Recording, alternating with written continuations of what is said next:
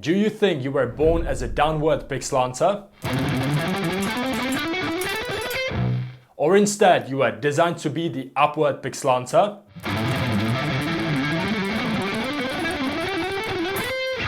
And what if I tell you none of it doesn't need to be the truth? You were not born to be either or either. If one of those feels a bit more comfortable, then it's just probably because you've spent more time with it. That's all. But in today's video, I'll show you how you can actually become biased, absolutely neutral, so you can gain the freedom to play anything you want and not just be constantly looking for lines that only changes the strings on upstroke or downstroke. And if you're new here, then welcome. It's so great to have you here. My name is Lukas and I'm the founder of Modern Guitar Course that helps guitar players to get over that intermediate rut and get their playing where it deserves to be after all those years. If interested, links in the description. And without further ado, let's unravel the mystery of pickslanting and whether downward or upward pickslanting matters to your playing. And let's get started with the most important thing, and that is if you're tensed up and not relaxed while playing, neither downward or upward pickslanting is going to do its magic for you. That's right, no matter which out of these two you program yourself to be the one you are destined to be, you'll most likely struggle with them both if you're all tensed up. So, before we even talk about pickslanting techniques, let's address the giant elephant in the room, tension. Now, you might be wondering, Lukas, how do I even know if I'm too tense? It's pretty simple. If you find your picking hand or forearm feeling tight, if you're gripping that pick like your life depends on it, or if you're experiencing fatigue or pain after just a short playing session, then, my friend, that's most likely is caused by the excess tension. So let's now learn how to fix it. First, it all starts with the awareness. Just like any other aspect of music or life, awareness is your first step towards change. Take a moment to really feel what's going on with your body when you play. Start by relaxing your shoulders, loosening up that grip, and letting your hand flow freely and just start strumming. You see how effortless it feels, and you're not thinking whether you're playing it as downward pickslanting or upward pickslanting. You don't care, you're just playing. And that's exactly the goal for anything you play. So once your wrist is nice and relaxed, let's talk about the actual technique. Downward pickslanting is when you tilt your wrist facing down so it makes easier changing the strings on downstroke. Down, up, down, up, down, up, down.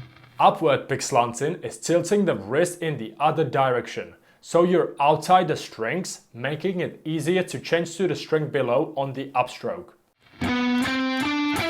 Down, up. Now, what do you do when you have different groupings on strings and you end up changing the strings on downstroke and then downstroke again, but then the string below on upstroke? Do you just keep rotating your wrist with every string? Down, up, down. This, at least from my experience and my students, makes it so confusing.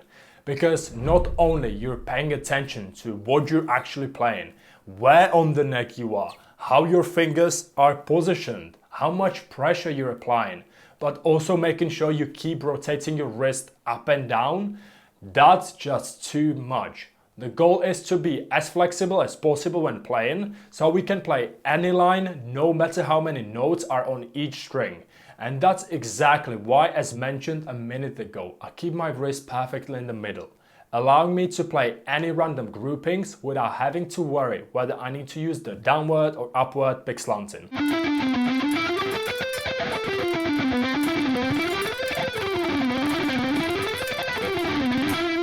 So don't get too hung up on it and just become flexible so you can adapt to any line, lick or riff you need to play.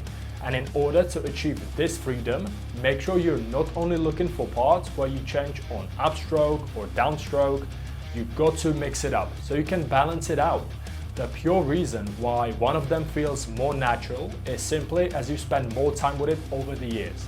So I hope this helped you to understand why there doesn't need to be such a thing as downward or upward pickslanting. And if you're ready to finally transform your playing, then make sure to check out the link in the description. Don't worry, you don't need to hand over your email, none of that. It's just a video of me telling you how I can help you to get there. I'm not planning on sitting here and telling you how this amazing program has already helped so many guitar players out there.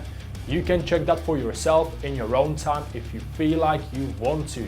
Either way, thank you so much for being here. You're the pure reason why I make these videos. So if you've enjoyed this video and mainly you've learned something, then please let me know by hitting that like button so I know the stuff I talk about is helping guitar players out there. And if you decide to support this channel by subscribing to it, then that would really make my day. And I would just love you for the support you're giving me. So thank you so much for doing that if you want to. Thanks again for being here, and I hope you have an amazing day. See you in the next video. Bye!